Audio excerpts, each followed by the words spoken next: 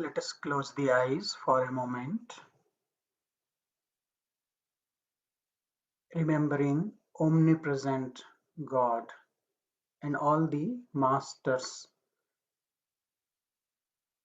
We will pray together.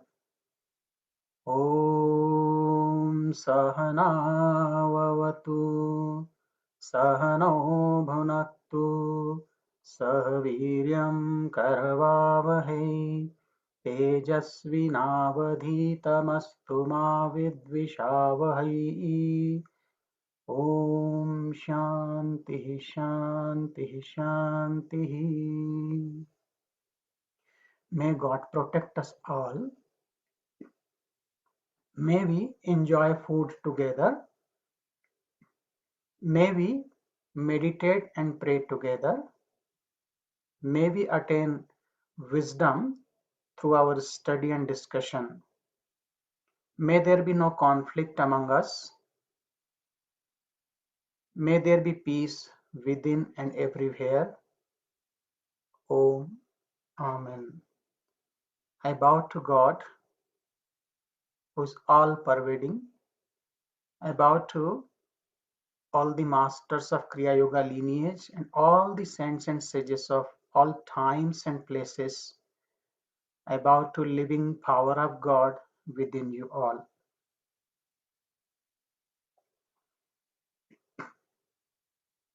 Good morning and welcome to our series of lecture on the topic Mystery of Death.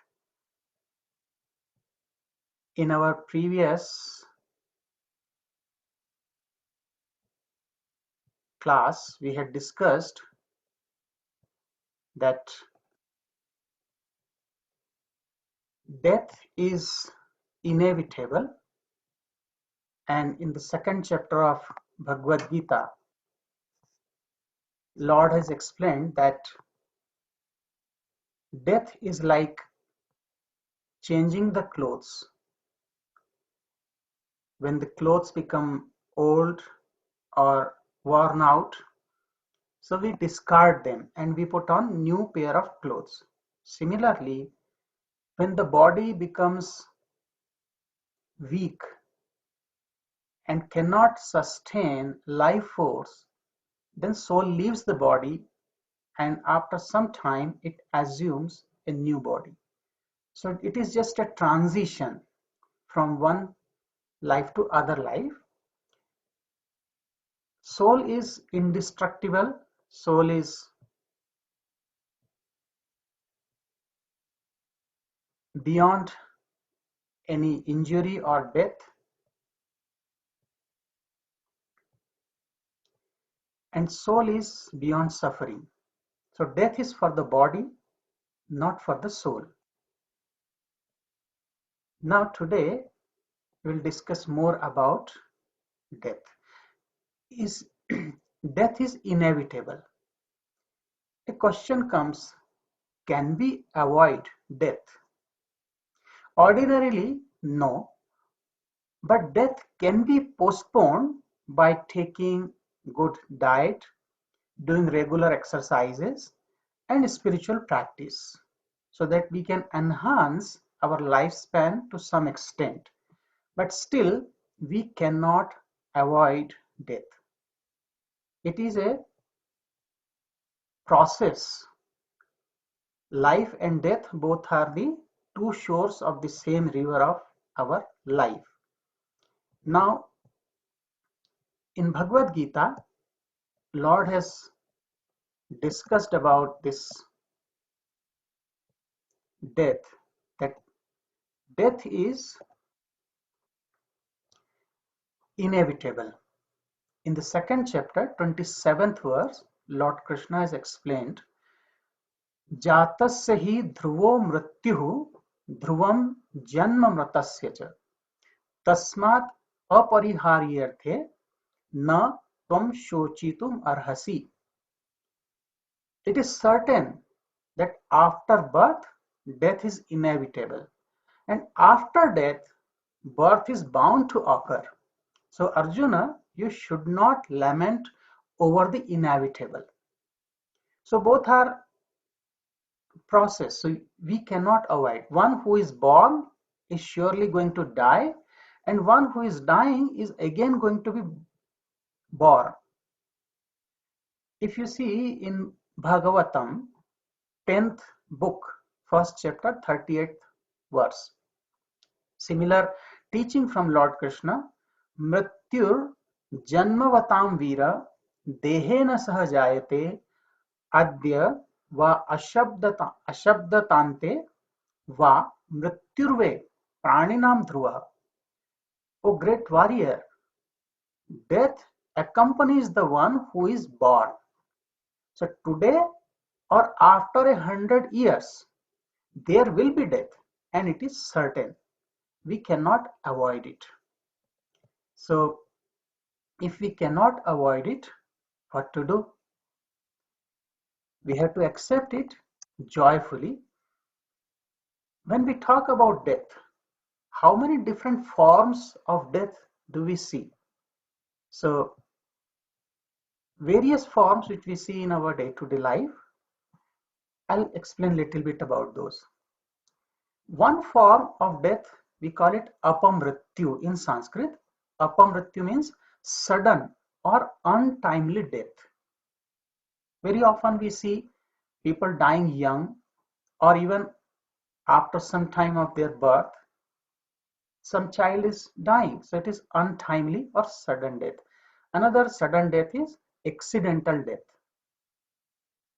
In accidental death, there is no time, and on the spot, if somebody dies, we call it apamrityu.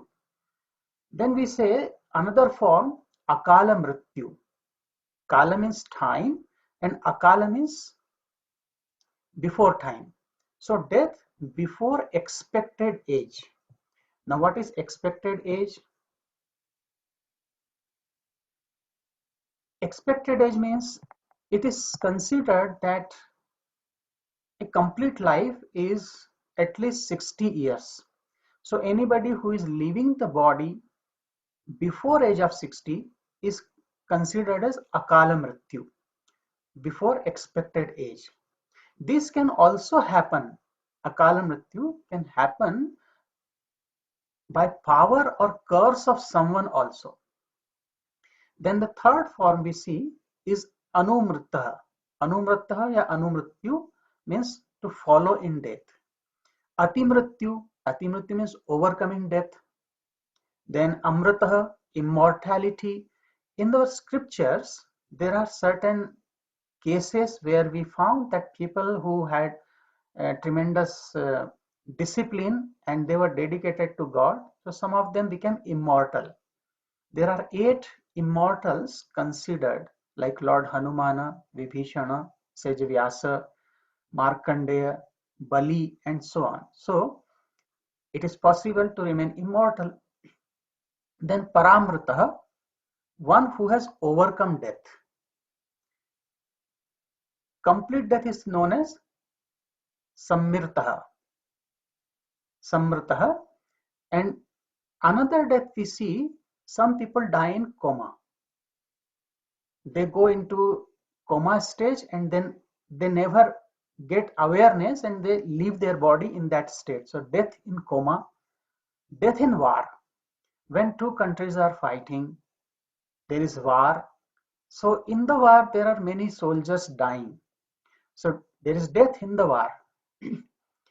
And in the present time, we also see another form of death, putting someone to death to die peacefully. That is called euthanasia.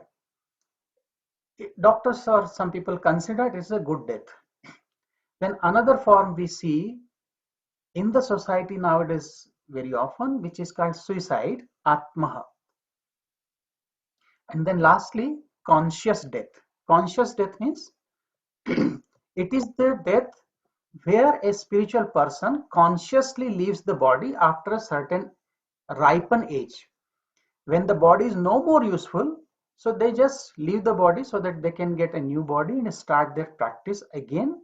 Or sometimes they have already attained realization, so they consciously sit in meditative posture and leave the cast of the body.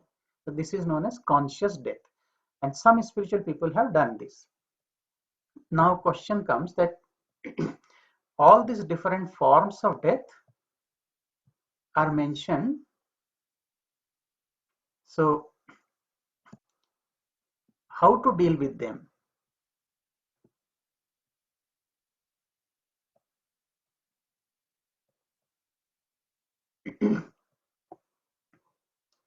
Death in the scripture, as I explained that apamrityu, sudden death or overcoming death, suicidal death,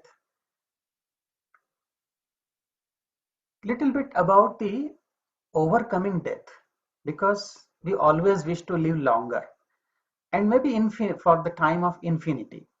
So there are some examples in the scripture where somebody has conquered death also. If you read the Katha Upanishad, so in Katha Upanishad there is a story. In the story, it is said that there was a sage and he was meditating, and once after a big fire ceremony, he was donating whatever wealth he had as per the custom. So he was giving old cows which were useless, not giving any more milk. He was donating those cows, and his 12-year-old son, his name is Nachiketa, he told his father that what is the use of donating these cows which are no more useful. So in that conversation, he said that I am also your treasure, or you can say the children are considered as the treasure or wealth of the parents. So I am also your wealth. According to custom, when you are offering this wealth to the Brahmins and other people, so whom you are going to donate? Me. Means I am also your wealth, you have to donate me. So his father was upset, and out of little anger his father said, I am giving you to death. So he gracefully accepted and he left. So he went to the abode of death, which is known as Yamaloka or Yamapuri. And the Kathopanishad story goes that when Nachiketa went to abode of death, because he wanted to see Lord of Death, he was given to him. The Lord of Death was not present. He had gone for some work. So he had to stay at the doorstep for 3 days and night, waiting for Yama. The attendants of Yama, Lord of Death, they told him to come inside the palace, have some food, but he said, no, until I see the Lord whom I have come to see, I will not take food, I will not drink water. So he waited there. And when Lord Yama returned to his abode, he saw this young Brahmin boy waiting for him. So he welcomed him in and called him inside the palace, and after that there's a dialogue. So in this beautiful dialogue, you can read it in Kathopanishad. Nachiketa, this little boy, asked that I have heard that some people say there is death, some people say after death there is no existence of soul, but some people believe the soul exists even after death. So what is the truth? And Lord Yama told, you are a little boy. This is a highly philosophical question. You can ask anything else and I will grant your wish. But Nachiketa was determined. He said, no, I want to know this question. So first Lord Yama tried to dissuade him that he should ask something else, but he did not agree.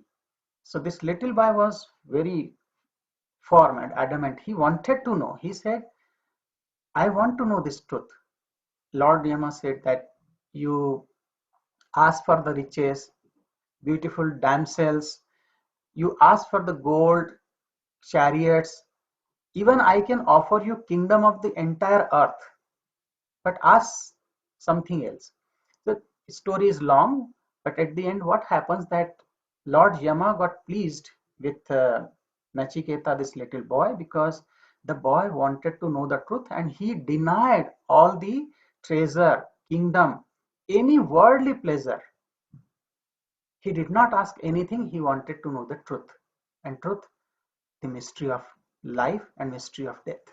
So finally, Yama gave him knowledge of this truth. He said that even the gods cannot have this knowledge, but since you are asking as a sincere seeker, I am giving it to you. And there is an explanation of this truth. So it's a beautiful scripture. But it is said that when Nachiketa, this little boy, went to the abode of death, Lord of Yama, so he went with his physical body. So he conquered death. He did not die, but he just went to see him. So this is an exceptional case. Similarly, in scriptures, you will find uh, in the Garud Purana, there is a story of sage Markandeya. Markandeya also conquered death. And the story goes that Mrakanda Rishi was meditating, and his wife Marutmati, they both worshipped Lord Shiva and sought from him the boon of getting a son. So as a result, sage Mrakanda was given the choice of either a righteous son or a son with long life. But if he gets a righteous son, then that son would live a very short life on the earth, and a child of low intelligence but with a long life. So what choice? Markanda Rishi chose the former. He chose a boy, a good boy, a righteous son with short life, and he was blessed with Markandeya. So the son was born and his name was Markandeya. So he was an exemplary son, destined to die at the age of 16. When Markandeya grew up to be a great devotee of Lord Shiva, and on the day of his destined death, he continued his worship of Shiva in his iconic form of Shivalingam. The messenger of death, Lord Yama, they were unable to take away his life because of his great devotion and continual worship of Lord Shiva. This is also a long story, but I'll tell you in short that Yama himself had to come in person to take away Markandeya's life.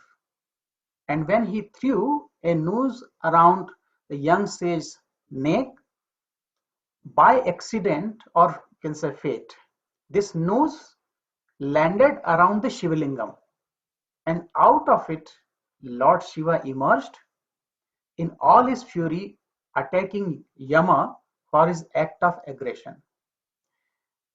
So after defeating Yama, Lord of Death, in battle to the point of death, Lord Shiva then revived him under the condition that the devout youth Markandeya would live forever.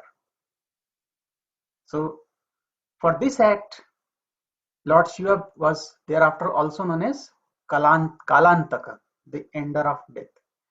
So Markandeya, he was supposed, or he was destined to live only 16 years, but because of his complete devotion to Lord Shiva, he got not only extension of life, but he lived immortally. So he is one of the immortals. He conquered death. Very similarly, you can find story in Mahabharata, Vana Parva, in the 18th chapter, about the Savitri, a beautiful lady who also conquered death because uh, her husband died. And when her husband died, Yama came to take the soul, and when Yama was taking the soul away from the body, Savitri could see him and she started following him. And Yama also told her that you are alive, still you have to live on the earth, so you don't you should not follow me, go back. But she did not agree. She said that what is the use of my life if my husband has died? Because she was very devoted to God, and due to her pious nature, Lord Yama had to agree to bring her husbands back to life. So she also helped to conquer death, helped her husband to conquer death.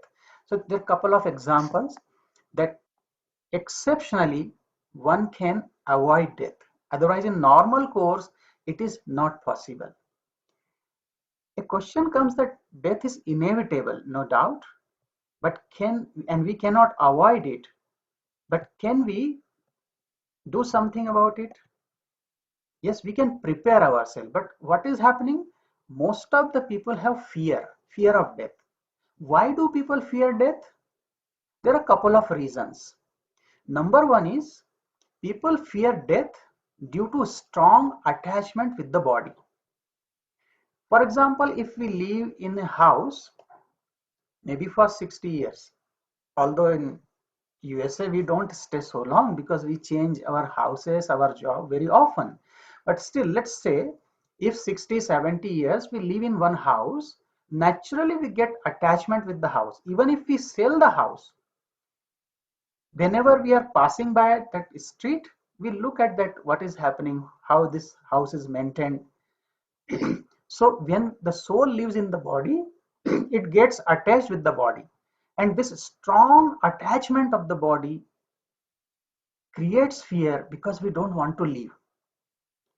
Another thing that people are scared of death because of imaginary pain and suffering.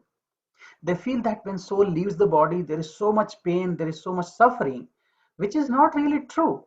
The pain and suffering is because of the attachment again.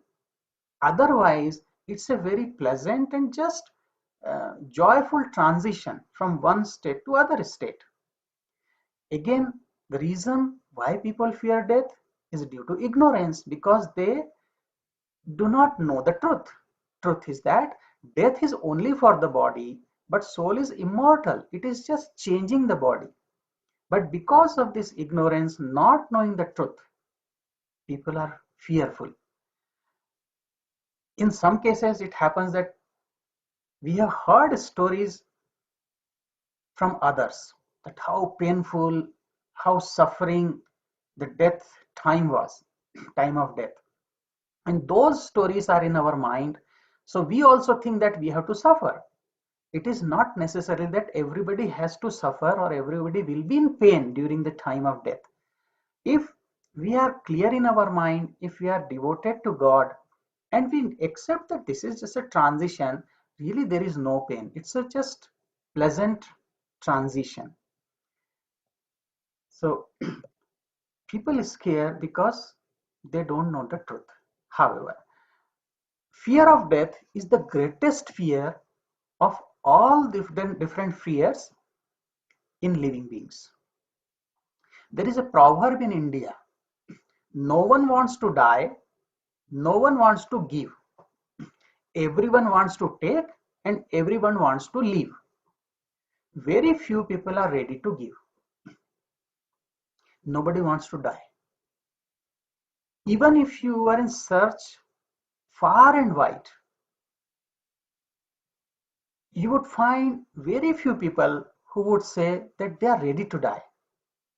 Most people are afraid of death. However, is the death, is the fear of death a legitimate fear? People don't want to die or face death. Most have fear of death. How to remove this fear of death? Is it right to have fear of dying? So let us understand what death really is. I remember a story Guruji has told sometime. When Guruji was young, he was traveling in an old traditional boat on a beautiful lagoon in Odisha. Going to a temple on an island, and suddenly there was a storm and the boat was rocking back and forth. It made him to think of Jesus calming the storm, which is mentioned in the Holy Bible. So people on the boat were crying in panic. Initially, he could not understand why they were crying, and then he realized that they were afraid the boat would sink. Suppose the boat would sink, is it not better to pray than to cry? The fear of death arises in any ways. First, there is fear that I am to lose everybody. I will have to leave my family, my job. We are so attached to our family, our body, to the society, to our job, to our status even. We don't want to lose it. The second fear relates to the fear of one's own karma. There is a yogic belief that when a person dies, the memory of all past actions pass through the brain. Naturally, everybody has done some good and some bad things. Usually, bad thoughts predominate, and so people fear this. They fear their own sinful activities and the subsequent punishment. In Hindu belief, when there is transmigration of soul, it can be either liberated or it again gets another human body or a lower life form like plants or animals. There is every possibility of upward or downward rebirth. Some people also fear that the death of the body means end of everything, no rebirth. What happens when a person leaves the body? This is a very interesting fact. So in Prapanna Gita, there is a verse,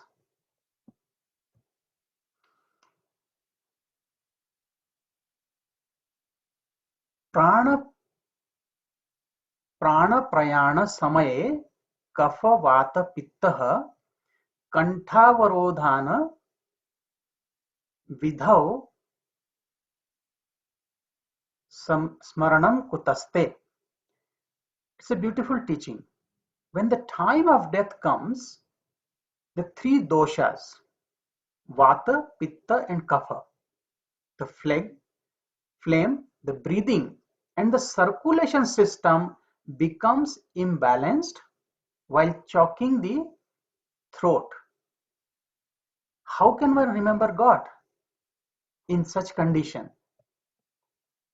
So at the time of death, these things happen. The three humors, vata, pitta, kapha, our circulation system, everything gets imbalanced and breathing is hard. So how can one remember God at that time? One should remember God before this state comes. Because when this starts to happen in the body, people may definitely forget God. So there is fundamental life and physical life. Physical life energy, which is generally referred to as prana, life force, has 5 basic manifestations. These 5 divisions of our main prana are known as prana, apana, samana, vyana and udana. So these 5 divisions you can study in yogic scriptures like Hatha Yoga Pradipika or Shiva Samhita or Gheranda Samhita. So what happens when the body is prepared or the soul is prepared to leave the physical body? There is not immediate death, because in terms of life force, it does not leave immediately, but there is a certain stage. So step by step, our body is left behind and soul is separated. So some of these details we'll discuss here, that what happens during the time of death, as we discuss the stages of death. So it's not just immediate, but the prana, apana, udana, samana and vyana, they do not leave immediate. Means prana, usually we say that when a person is dying, so the prana leaves the body. But these 5 divisions of our main prana, they don't leave immediately.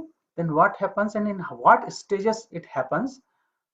So it is said that the stages of death, within 21 to 24 minutes from the moment when a doctor would declare a person as dead, samana starts exiting. So the 5 divisions. The first one, samana air. Samana leaves within 21 to 24 minutes when the doctor declares this person is dead. Samana air is in charge of maintaining the temperature in the body. The first thing that happens after death is the body starts cooling down, and it starts from the feet. The traditional way of checking whether someone is dead or alive is to feel the nose. You will feel that temperature goes down. They would not check the eyeballs or other parameters, but they check the nose first. If the nose has gone cold, they concluded that the person is dead. Then after this, somewhere between 48 to 64 minutes after someone is considered as dead, prana exits. The second division, prana, which is in the heart location. Between 6 to 12 hours after, udana air or udana division of this main prana exits the body. How much? 6 to 12 hours later. There are some tantric processes through which we could revive the body before udana air exits the body. That means before 12 hours, with some tantric processes, one can bring the life back to the body. Because once udana has exited, it is practically impossible to revive the body. Then somewhere between 8 to 18 hours, apana air exits. So the apana, which is in the lower region of the body from second center to bottom center, in that region, the prana, which is located, known as apana, the name, and it exits between 8 to 18 hours. Subsequently, the last one, vyana, which is all over the body, vyana, which is the preservative nature of prana, will start exiting and may continue to do so for up to 11 to 14 days if it is a normal death. So vyana air or vyana energy that still remains after the death in that surrounding or with the dead body, and it leaves between 11 to 14 days if it is a normal death. That is, if someone died at old age because the life became feeble, for that period of time certain processes will continue in the body. There will still be some element of life. So it's not that prana completely leaves the body. These 5 divisions of the main life force, they leave or they exit the body slowly. So I gave you the approximate time period. First is 48 to 60 minutes after death, prana exits, which is in the heart region. Then udana exits, which is in the throat region. After that, and udana leaves between 6 to 12 hours, and between 8 to 18 hours, apana exits, and then vyana exits, which is 11 to 14 days. And this is the reason you see that in Indian or in Vedic tradition,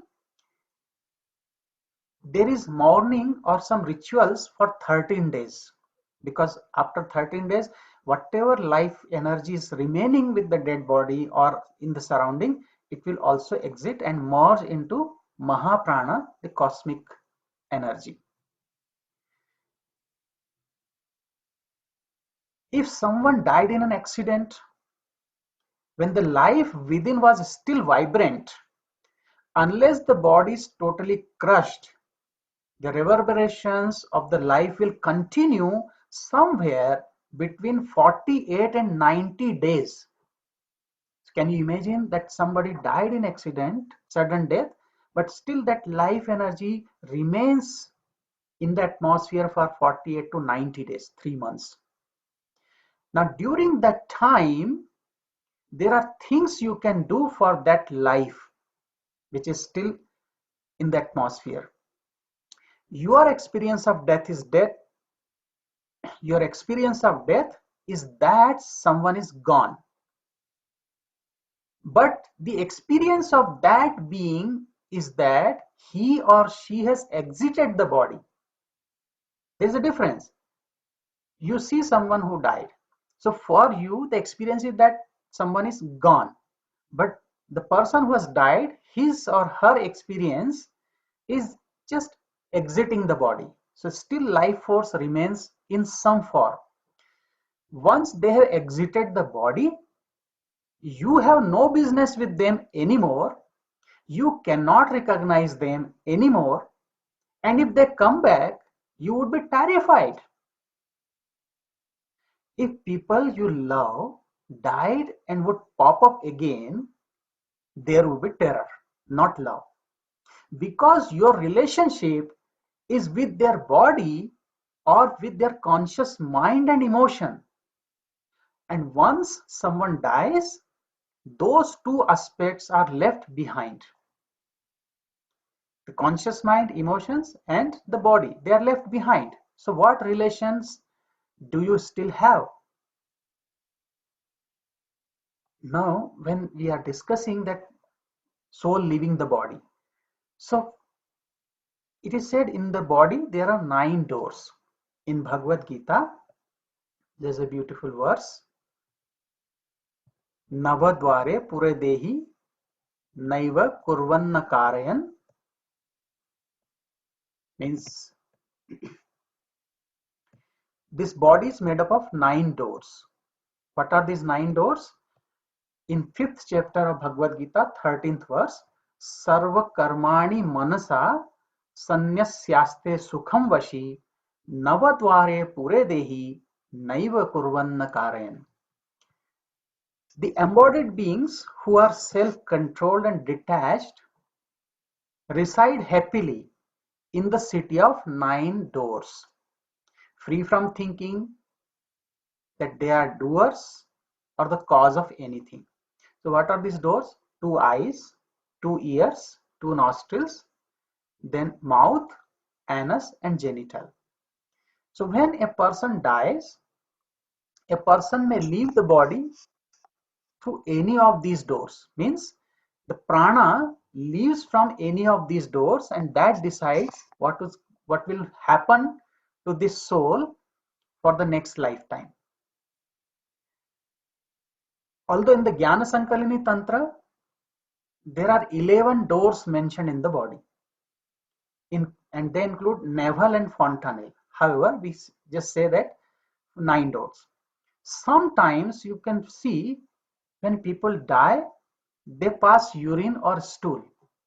That means the soul has left the body through genital or anus. Some people have blood in the nose or ears, which means the soul has left body through nose or ear, this door. Sometimes it leaves from eyes or mouth. You can see that some people when they die, the eyes are like this. Or when somebody dies, mouth is open. So from this door, the soul has left. Spiritually advanced or realized souls leave the body from the fontanelle. A couple of years ago, one realized master Swami Satyananda of Bihar School of Yoga. He left his body. So his foremost disciple has narrated this, what happened. When the day came, he had decided to leave the body. He called his foremost disciple and told that I'm going to leave the body soon. Close the doors and don't allow anybody. So he sat, Swami Satyanand, he sat in meditative posture, chanting Gayatri mantra, and he left his body through the fontanelle because the fontanelle got cracked. Similar experience or similar narration you'll find in the life of Sudarshan Singh Chakra, another realized soul who was editor of Gita Press Gorakhpur, a householder, but he was not a householder, I would say. He didn't get married, he didn't become a monk, but he completely lived his dedicated life to God. When his mother died, in a similar manner. His mother told her husband that she was not feeling well. So keeping the head in the lap of her husband, she just remembered Mother Kali, and her skull got like cracked and the stream of blood came. That moment she left the body. So through this soul, those who are realized master, they leave the body through fontanelle. You'll ask that what happens if the death is not natural death? If there is sudden death, so there are some rules. Sudden death and suicide, these are two special cases. One is known as conscious death. There was a time when suicide was a common theme of several ascetic traditions in ancient India. Through self-immolation, ascetics would discard their frail bodies in search of liberation. It was a custom before. The body was considered a karmic fruit, and burning it away at the end of prolonged self-purification process was considered a good option to resolve past karmas. Some wasted away their bodies through severe austerities and diet restrictions, while some literally offered themselves to the elements such as water and fire and ended their lives. Means Jala Samadhi, they just enter the water, leave the body. And it was conscious death. Or they enter the fire that, okay, my life is complete, I'm going now. But it was a conscious death. They knew exact time of death and then they did it. We discussed in one of our slides previously, death in war. The first historic emperor of India, Chandragupta Maurya, who converted to Jainism in the last phase of his life, traveled to south and fasted for 40 days in a cave to end his life. It is possible that the emperor was following the Hindu tradition of taking up renunciation sannyas ashram in the last phase of life, which was a common practice among the ancient warrior families, Kshatriyas, and wasting away his body to attain liberation. It was not uncommon for the wives of warriors committing ritual suicide when their husbands died in the wars. The tradition eventually grew into the practice of sati and johar among Rajput women. In Shiva Puran, the story of Uma, the consort of Lord Shiva, immolating herself, unable to bear the insults happened or given to her husband by her own father. These are some cases, but in modern time, it is not considered as good. It is changed as per the society, as per the customs in present time. Now, what happens? Normal suicide. This was a ritualistic thing, but normal suicide is committed out of sorrow. And to get rid of sadness or not having confidence to face the challenges of life. This is the main reason. Why do people commit suicide? Because they are not prepared to face the challenges of life. They want to get rid of sadness or sorrow, which is not the real case, because they are postponing it for next lifetime. The karma is not destroyed with death, it is postponed. They clearly warn the consequences of ending one's life, since it is a mortal sin and really bad karma with serious complications of one's liberation and rebirth. The souls of those who commit suicide end up in a nether region, lower region, which is known as Punnama, from where redemption is almost impossible for a long period of time. So committing suicide in response to suffering and economic hardships has become a common practice in various parts of the world. Many from the farming communities in various parts of the country, mostly in India, they commit suicide unable to face social and economic pressures.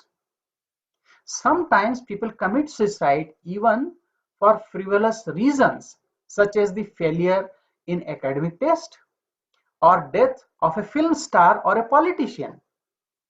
This is an unfortunate development which needs to be addressed by the elders in the community. Now, in case of suicide, you don't get immediate birth, but you have to go back in the process of evolution. Now, since there is not enough time for transfer of memories to subtle body, because when a person dies, all the memory is transferred from our brain to the same memory which is associated with the soul. When a person dies, physical body remains here, but the soul along with mind, memory, subtle body and causal body transmigrates to another plane of existence, a higher plane or a lower plane. Now, in case of uh, death, this exchange of our experiences from this lifetime and all the memories to the astral body which is containing our mind and memory, this exchange or transfer, it takes certain time. It takes approximately 3 hours. So between 45 minutes to 3 hours it takes, and the soul remains suspended in the spirit form for indefinite time. And in Sanskrit or in Vedic tradition, we call this suspended state as the preta, spirit or preta. This is the stage where the soul has left the body, but it has not ascended. It is still there in that atmosphere and it cannot come back to the body. It is in suspended form. So that is called preta or spirit. Human body is obtained due to good karma and it is a gift of God. Therefore, disrespecting our body, which is gift, the soul does not get immediate human birth, but has to go to 3 animal lives before getting human birth. That's why committing suicide is never recommended. Third reason, the prarabdha karma or destiny does not come to end with the suicide, but it is postponed to the next life, and one has to exhaust prarabdha karma with the interest in next life. Because if you exhaust it now, it's fine. Otherwise, you have to pay more interest, means the load of your karma is increased. The example, if a prisoner tries to escape the prison, it is a crime and he will get punishment for it. His duration of prison is increased and his comforts are withdrawn. We know this. He is treated more harshly. Therefore, if a person commits suicide, destroying the body which is gift of God, he will get inferior body. After exhausting extra punishment, one has to again face the same situation of destiny from which one was trying to escape. So never commit suicide. Even if there is suffering, there is pain, pray to God. This situation will also pass away. Nothing is permanent. Because you are not going to be free from your suffering. You are increasing your suffering. Rather, in the process of evolution, you will go back. You will not get immediate human birth. So this happens in case of suicide, committing suicide. Now, little bit about the, so we discussed the sudden death and suicide. In case of sudden death and suicide, there is not enough time to transfer the memories of to subtle body. So one remains in the spirit form for indefinite time, and somebody has to help the spirit or soul to be free from that state. Now another form, which at present sometimes it is debated whether it is good or not. So I'm not going to discuss about whether it is good or not, but something I will talk about it. Euthanization. This is also called a mercy killing. What does it mean? It is the act of putting to death painlessly or allowing to die as by withholding medical measures from a person or animal suffering from an incurable, especially a painful disease or condition. Many times people come and ask that my dog is suffering so much and there is no cure. So why dog should go through such pain? Can we do this? So some doctors and some people, they recommend that let the dog die peacefully. So they give injection and the dog is die. But in case of human beings, it's not recommended. Dogs or animals are free from karmic bond. They are not coming under the uh, law of karma. Law of karma is applicable only to the human beings. So when law of karma is applicable to us, we have to be very careful about the consequences. If a person, a human being is suffering, definitely there is a cause, the past karma. So putting a human being to death, thinking that we are making him free from suffering, it's not going to work because prarabdha is not going to finish. He or she has to carry it forward to the next lifetime. But in case of animals, because they are free from karmic relations or ties, it may be justified. However, as per the law of karma, soul has to go through the result. So we cut short life, we can eliminate pain, but we postpone the karma for the next life. So this is about the euthanization. It's a little controversial subject, so we'll not go into that too deep. However, related to this is a beautiful concept, and this concept is about the organ donation. Why I'm telling? Because a couple of people have asked me about organ donation. Is organ donation good or not? So let me tell you, organ donation is a noble deed and it has no problem with afterlife, because there's some people believe that if they donate the organ after death, then in next life they will not get that organ. It is completely baseless belief. It does not happen. Rather, it is a noble deed. In ancient Indian culture, we have plenty of examples of donating bones or various body parts. So it is a noble deed. We must do it.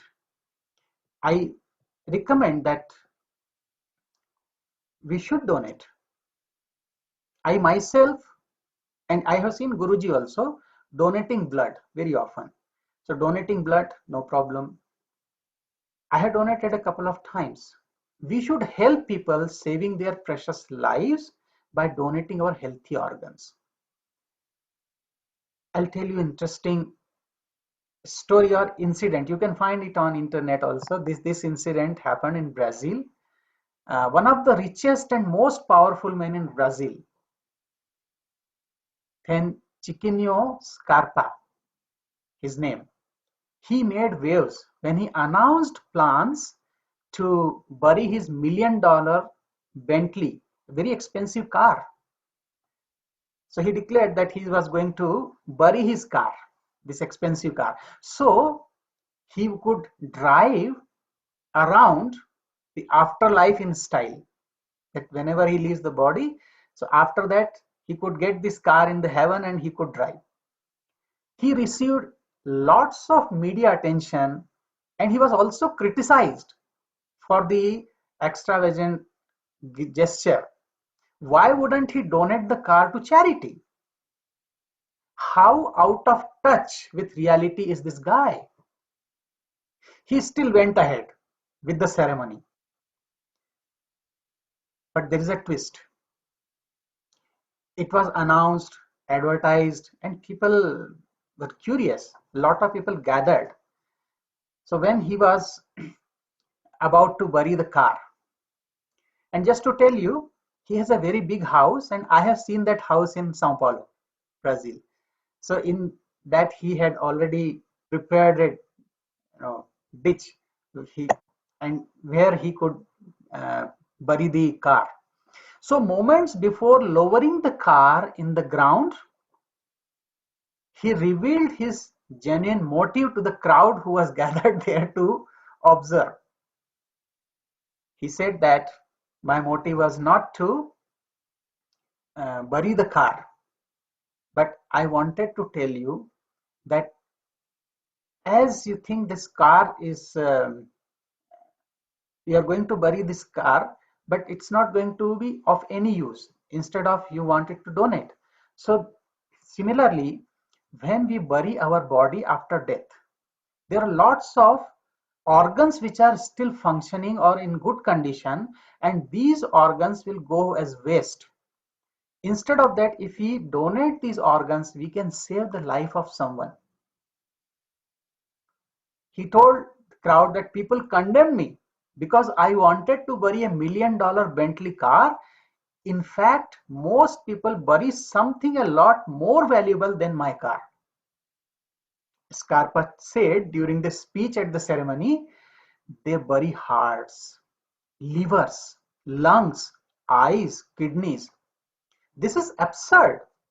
So many people waiting for a transplant, and you will bury your healthy organs that will save so many lives. Think about it. We have enjoyed our life, no doubt.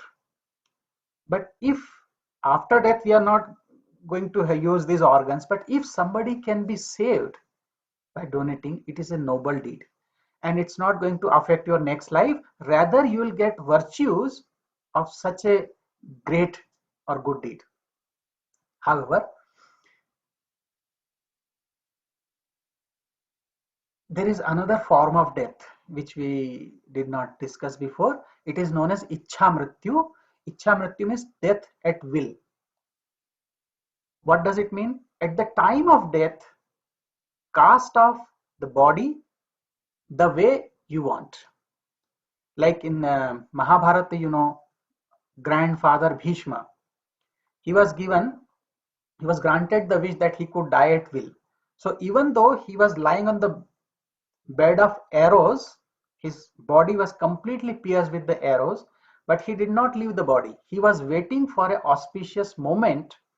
It is said this war started in November, during the month of November, and uh, Bhishma, he waited until January when the sun will start moving in the northern hemisphere. That was considered to be auspicious time. So while approaching death, he was waiting for some auspicious time and then he left the body. Or sometimes people know that at the time of death, they will cast off the body at will, that okay, now I am ready, I will go. Third case, even if the time of death has not come, but people leave the body as per the process of command of scriptures. Nowadays it is very rare, you will not see that, but it was like spiritual people, they could leave that, okay, enough, I don't want any more uh, old body to continue my spiritual practice, I need a new body, fresh body. So they leave the body at will and assume a new body. However, that's a different story, we'll discuss some other time. So we have discussed today that death is inevitable, but death is not fearful. It is just a pleasant transformation, transition, various forms of death, and among them, the most troublesome is the case of suicide. Never do it. Another good thing which came out of discussion today, that when we die, if we are ready or if we wish, we should donate some of the organs, which is going to save somebody's life, and it is a noble act. More about death we are going to discuss in our next classes, because 3-4 more classes we have.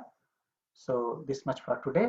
I am praying to God and the masters that let us be free from this fear of death, because we are soul, not the body. Death is for the body, not for the soul. We are immortal soul, always blissful, joyful. Let us remain in that state. Let us remain in this truth all the time. ॐ सर्वे भवन्तु सुखिनः, सर्वे सन्तु निरामयाः, सर्वे भद्राणि पश्यन्तु, मा कश्चित् दुःखभाग् भवेत्. ॐ शान्तिः शान्तिः शान्तिः. May all become happy, healthy, loving and compassionate. Let there be no suffering or sorrow. Let there be more love, peace, harmony among us and everywhere in this whole creation. May the blessings of God and Masters be upon us all. Om. Amen. Thank you all. See you on next Wednesday.